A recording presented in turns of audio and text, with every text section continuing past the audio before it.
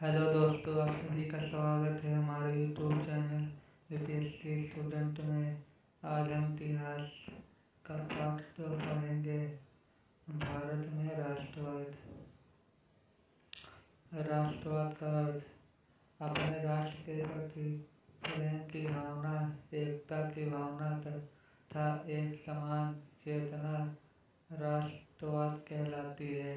यह लोग समान ऐतिहासिक, राजनीतिक तथा सामाजिक सांस्कृतिक विरासत साझा करते हैं। कई बार लोग विभिन्न भाषाई समूहों के हो सकते हैं जैसे भारत, लेकिन राष्ट्र के प्रति प्रेम उन्हें एक सूत्र में बांधे रखता है। राष्ट्र को जन्म देने वाले कारक। यूरोप में राष्ट्र राज्यों के उदय से जुड़ा हुआ है। भारत वर्तमान जैसे उपनिवेशवाद विरोधी आंदोलन से जुड़ा है।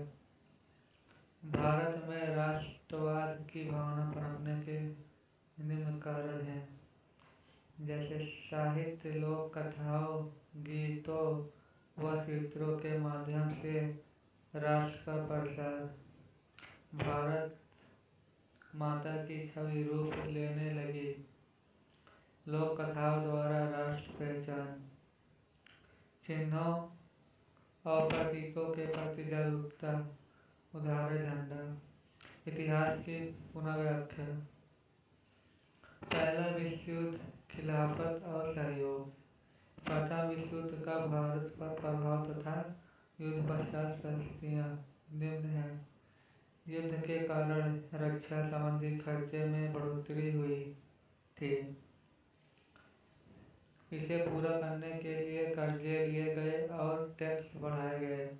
अतिरिक्त राजस्व जुटाने के लिए कस्टम ड्यूटी और इनकम टैक्स को बढ़ाना पड़ा। युद्ध के वर्षों में चीजों की कीमतें बढ़ गई। 1913 से 1918 के बीच दाम दोगुने हो गए।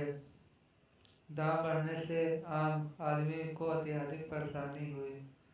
ग्रामीण इलाकों से लोगों को जबरन सेना में भर्ती किए जाने से भी लोगों में बहुत गुस्सा था।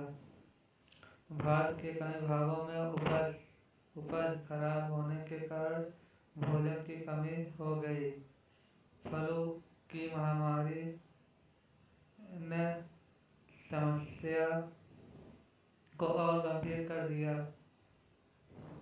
1921 की जनगणना के अनुसार अकाल और महामारी के कारण 120 से 130 लाख तक लोग मारे गए। सत्याग्रह का विचार। सत्याग्रह का अर्थ यह सत्य तथा अहिंसा पर आधारित एक नए तरह का जन आंदोलन करने का रास्ता था। महात्मा गांधी के सत्याग्रह का अर्थ।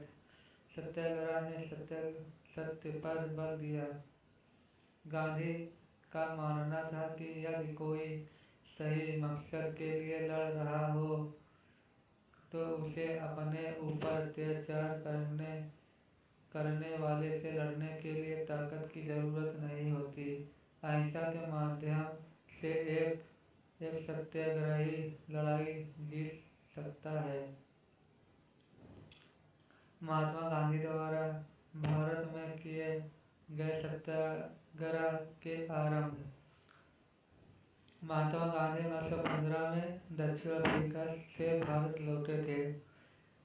गांधी की जन आंदोलन की पद्धति को सत्याग्रह के नाम से जाना जाता है।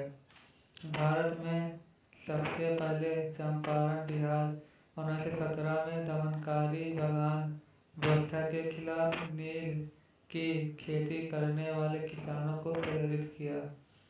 1917 में खेड़ा, गुजरात किसानों को कर में छूट दिलाने के लिए उनके संघर्ष में समर्थन दिया। फसल खराब हो जाने व प्लेग महामारी के कारण किसान लगान चुकाने की हालत में नहीं थे। अहमद बाद गुजरात 1918 में कपड़ा कारखाने में काम करने वाले मजदूरों के समर्थन में सत्याग्रह आंदोलन किया। Rowlatt act 1919। रॉलेट एक्ट का मुख्य प्रावधान राजनीतिक कैदियों को बिना मुकदमा चलाए 2 साल तक जेल में बंद रखने का प्रावधान। रॉलेट एक्ट का उद्देश्य भारत में राजनीतिक गतिविधियों का दमन करने के लिए। रॉलेट एक्ट अन्यायपूर्ण क्यों था? क्योंकि भारतीयों की नागरिक आज़ादी पर प्रहार किया। भारतीय सदस्यों की सहमति के बगैर पास किया गया। रॉलेट एक्ट के परिणाम। 6 अप्रैल को महात्मा गांधी के नेतृत्व में एक अखिल भारतीय हड़ताल का आयोजन हुआ। विभिन्न शहरों में रेल जुलूस हुए। रेल वर्कर्स में कामगारों का हड़ताल हुई। दुकानें बंद हो गई।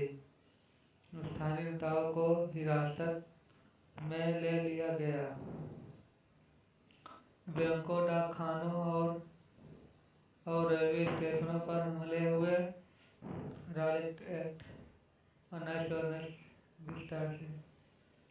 इंपीरियल लेजिस्लेटिव काउंसिल द्वारा 1919 में रॉलेट एक्ट को पारित किया गया था। भारतीय सदस्यों ने इसका समर्थन नहीं किया था, लेकिन फिर भी यह पारित हो गया था। इससे एक्ट ने सरकार को राजनीतिक गतिविधियों को कुचलने के लिए असीम शक्ति प्रदान किए थे। इसके तहत बिना ट्रायल के ही राजनीतिक कैदियों को 2 साल तक बंदी बनाया जा सकता था। 6 अप्रैल 1919 को रॉलेट एक्ट के विरोधी में गांधी जी ने राष्ट्रवादी आंदोलन की शुरुआत की। हड़ताल के आह्वान को भारी समर्थन प्राप्त हुआ।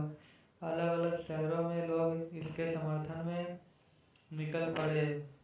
दुकानें बंद हो गईं और रेल कारखानों के मजदूर हड़ताल पर चले गए। अंग्रेजी हुकूमत ने राष्ट्रवादियों पर कठोर कदम उठाने का निर्णय लिया। कई स्थानीय नेताओं को बंदी बना लिया गया। महात्मा गांधी को दिल्ली में प्रवेश कराने से रोका गया। जलियांवाला बाग हत्याकांड की घटना। 10 अप्रैल 1919 में अमृतसर से पुलिस ने शांतिपूर्ण प्रदर्शनकारियों पर गोली चलाई। इसके कारण लोगों ने जगह जगह पर सरकारी संस्थानों पर आक्रमण किया। अमृतसर में मार्शल लॉ लागू हो गया और इसकी कमान जनरल डायर के हाथों में सौंप दी गई। जलियांवाला बाग का दुखद नरसंहार 13 अप्रैल को उस दिन हुआ जिस दिन पंजाब में बैसाखी मनाई जा रही थी।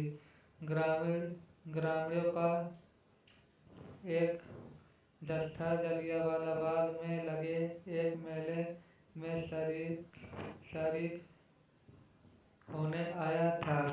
यह बाग चारों तरफ से बंद था और निकलने के रास्ते संकीर्ण थे। जनरल डायर ने निकलने के रास्ते बंद करवा दिए और भीड़ पर गोली चलवा दी। इस दुर्घटना में सैकड़ों लोग मारे गए। सरकार का रवैया बड़ा ही क्रूर था। इससे चारों तरफ हिंसा फैल गई। महात्मा गांधी ने आंदोलन को वापस ले लिया क्योंकि वे हिंसा नहीं चाहते थे। जलियांवाला बाग हत्याकांड का प्रभाव। भारत के बहुत सारे शहरों में लोग सड़कों पर उतर आए। हड़तालें होने लगी। लोग पुलिस से मोर्चा लेने लगे और सरकारी इमारतों पर हमला करने लगे। सरकार ने निर्ममतापूर्ण रवैया अपनाया तथा लोगों का अपमानित और आतंकित किया। सत्याग्रहियों को जमीन पर नाक रगड़ने के लिए, सड़क पर घिसकर चलने और साहिबों अंग्रेजों को सलाम करने के लिए मजबूर किया। लोगों को कोड़े मारे गए तथा गुजरावाला पंजाब के गांवों पर बम बरसाए गए। आंदोलन के विस्तार की आवश्यकता। रॉलेट सत्याग्रह मुख्यतः शहरों तक ही सीमित था। महात्मा गांधी को लगा कि भारत में आंदोलन का विस्तार होना चाहिए। उनका मानना था कि ऐसा तभी हो सकता है जब हिंदू और मुस्लिम एक मंच पर आ जाएं। खिलाफत का मुख्य। खिलाफत शब्द से निकला हुआ है, जो ओटोमन तुर्की का सम्राट होने के साथ साथ इस्लामिक विश्व का अधिनित्व नेता भी था। प्रथम विश्व युद्ध में तुर्की की हार हुई थी। यह अफवाह फैल गई थी कि तुर्की पर एक अपमानजनक संधि थोपी जाएगी। इसलिए खलीफा की तत्कालीन शक्तियों की रक्षा के लिए मार्च 1919 में अली बंधुओं द्वारा बंबई में एक खिलाफत समिति का गठन किया गया। महात्मा गांधी ने क्यों खिलाफत का मुद्दा उठाया? क्योंकि रॉलेट सत्याग्रह की असफलता के बाद से ही महात्मा गांधी पूरे भारत में और भी ज्यादा जानदार वाला आंदोलन खड़ा करना चाहते थे। उन्हें विश्वास था कि बिना हिंदू और मुस्लिम को एक दूसरे के समीप लाए ऐसा कोई अखिल भारतीय आंदोलन खड़ा नहीं किया जा सकता। इसलिए उन्होंने खिलाफत का मुद्दा उठाया। हिंद स्वराज। महात्मा गांधी द्वारा लिखित प्रसिद्ध पुस्तक, जिसमें भारत में ब्रिटिश शासन के असहयोग पर जोर दिया गया था। असहयोग आंदोलन क्यों हुआ? अपनी प्रसिद्ध पुस्तक स्वराज 1909 में महात्मा गांधी ने लिखा कि भारत में अंग्रेजी राज इसलिए स्थापित हो पाया क्योंकि भारतीयों ने उनके साथ सहयोग किया और उसी सहयोग के कारण अंग्रेज हुकूमत करते रहे। यदि भारतीय सहयोग करना बंद कर दे तो अंग्रेजी राज 1 साल के अंदर चरमरा जाएगी और स्वराज आ जाएगा। गांधी जी को विश्वास था कि यदि भारतीय लोग सहयोग करना बंद करने लगे तो अंग्रेजों के पास भारत को छोड़कर चले जाने के अलावा कोई चारा नहीं रहेगा। असहयोग आंदोलन के कारण। प्रथम महायुद्ध की समाप्ति पर अंग्रेजों द्वारा भारतीय जनता का शोषण तथा अंग्रेजों द्वारा स्वराज प्रदान करने से मुकर जाना तथा रॉलेट एक्ट का पारित होना। जलियांवाला हत्याकांड। कलकत्ता अधिवेशन में 1920 में कांग्रेस द्वारा असहयोग आंदोलन का प्रस्ताव बहुमत से पारित हुआ। ये सभी असहयोग आंदोलन के कारण थे। असहयोग आंदोलन के कुछ प्रस्ताव। अंग्रेजी सरकार द्वारा प्रदान की गई उपाधियों को वापस करना। सिविल सर्विस, सेना, पुलिस, कोर्ट, लेजिस्लेटिव काउंसिल और स्कूलों का बहिष्कार करना। विदेशी वस्तुओं का बहिष्कार। यदि सरकार अपने दमनकारी नीतियों से बाज न आए तो संपूर्ण अवज्ञा आंदोलन शुरू करना। असहयोग आंदोलन से संबंधित कांग्रेसी अधिवेशन। सितंबर 1920 असहयोग आंदोलन पर स्वीकृति अन्य नेताओं द्वारा। दिसंबर 1920 में स्वीकृति पर मुहर तथा इसकी शुरुआत पर सहमति। आंदोलन के भीतर अलग अलग धाराएं। अशोक खिलाफत आंदोलन की शुरुआत जनवरी 1921 में हुई थी। विभिन्न सामाजिक समूहों ने आंदोलन में हिस्सा लिया, परंतु प्रत्येक वर्ग की अपनी अपनी आकांक्षाएं थीं। सभी के लिए स्वराज्य का अर्थ भिन्न था। प्रत्येक सामाजिक समूह ने आंदोलन में भाग लेते हुए स्वराज का मतलब एक ऐसा युग लिया जिसमें उनके सभी कष्ट और सारी मुसीबतें खत्म हो जाएंगी। शहरों में असहयोग आंदोलन का धीमा पड़ना। चक्की के कपड़े की तुलना में खादी का कपड़ा अधिक महंगा था और गरीब लोग इसे खरीद नहीं सकते थे। परिणामस्वरूप वे लंबे समय तक मिल के कपड़े का बहिष्कार नहीं कर सकते थे।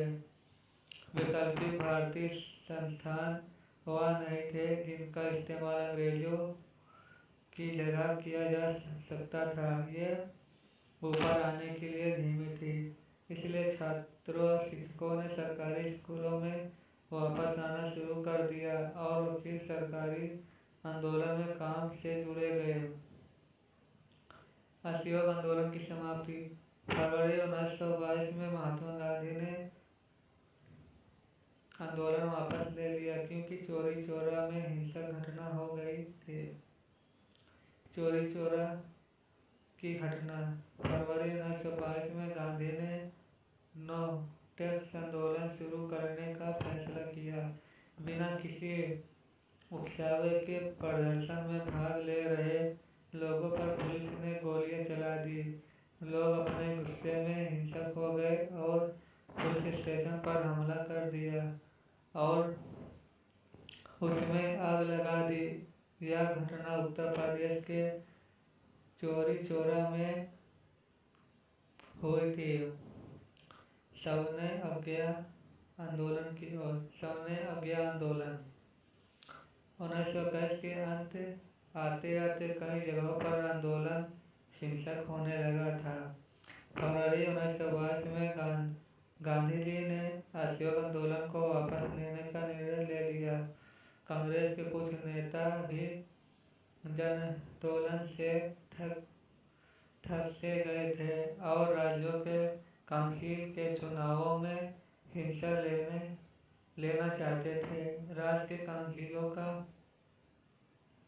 गठन गवर्नर ऑफ इंडिया एक्ट 1919 के तहत हुआ था। कई नेताओं का मानना था सिस्टम का भाग बनकर अंग्रेजी नीतियों विरोध करना भी महत्वपूर्ण था। प्रांतीय परिषद चुनाव में हिस्सा लेने को लेकर कांग्रेस के नेताओं में आपसी मतभेद हुआ। सी.आर. दास तथा मोतीलाल नेहरू द्वारा स्वराज पार्टी जनवरी 1923 का गठन ताकि प्रांतीय परिषद के चुनाव में हिस्सा ले सके। विश्वव्यापी आर्थिक मंदी की वजह से कृषि उत्पाद की कीमतें में भारी गिरावट आई। ग्रामीण इलाकों में भारी उथल-पुथल। साइमन कमीशन 1927 में ब्रिटेन में साइमन कमीशन का गठन ताकि भारत में संवैधानिक व्यवस्था की कार्यशैली का अध्ययन किया जा सके। 1928 में साइमन कमीशन का भारत आना पूरे भारत में विरोध प्रदर्शन हुआ। कांग्रेस ने इस आयोग का विरोध किया क्योंकि इसमें एक भी भारतीय शामिल नहीं था। दिसंबर 1929 में जवाहरलाल नेहरू की अध्यक्षता में कांग्रेस का लाहौर अधिवेशन हुआ था। इसमें पूर्ण स्वराज के संकल्प को पारित किया गया। 26 जनवरी 1930 को संविधानता दिवस घोषित किया गया और लोगों से आह्वान किया गया कि वे संपूर्ण स्वाधीनता के लिए संघर्ष करें। नमक यात्रा और असहयोग आंदोलन 1930 में। जनवरी 1930 में महात्मा गांधी ने लॉर्ड इरविन के समक्ष अपनी मांगें रखी। यह मांगें उद्योगपतियों से लेकर किसान तक विभिन्न तबके से जुड़ी हुई थी। इनमें सबसे महत्वपूर्ण मांग नमक कर को खत्म करने की थी। लॉर्ड इरविन इनमें से किसी भी मांग को मानने के लिए तैयार नहीं थे। 12 मार्च 1930 को महात्मा गांधी द्वारा नमक यात्रा की शुरुआत हुई। 6 अप्रैल 1930 को नमक बनाकर नमक कानून का उल्लंघन या घटना समय अवज्ञा आंदोलन की शुरुआत थी। गांधी इरविन समझौता की विशेषताएं। 5 मई 1931 ईस्वी को गांधी इरविन समझौता हुआ। सबने अवज्ञा आंदोलन स्थगित कर दिए जाए। पुलिस द्वारा किए अत्याचारों की निष्पक्ष जांच की जाए। नमक पर लगाए गए सभी कर हटाए जाए। आंदोलन में किसने भाग लिया था? देश के विभिन्न हिस्सों में सबने अवज्ञा आंदोलन लागू हो गया। गांधी ने साबरमती आश्रम से दाढ़ी तक अपने अनुयायियों के साथ सबने अवज्ञा आंदोलन शुरू किया। ग्रामीण इलाकों में गुजरात के अमीर पाटीदार और उत्तर प्रदेश के जाट आंदोलन में सक्रिय थे, क्योंकि अमीर समुदाय व्यापार अवसाद और गिरती कीमतों से बहुत प्रभावित थे। वे सबने अवज्ञा आंदोलन के उत्साही समर्थन बन गए। व्यापारी और उद्योगपतियों ने आयातित वस्तुओं को खरीदने और बेचने से इनकार करके वित्तीय सहायता देकर आंदोलन का समर्थन किया। नागपुर क्षेत्र के औद्योगिक श्रमिक वर्ग ने सबने अवज्ञा आंदोलन में भी भाग लिया। रेलवे कर्मचारी, डाक वर्कर्स, छोटा नागपुर के खनिज आदि ने विरोध रैली और बहिष्कार अभियानों में भाग लिया।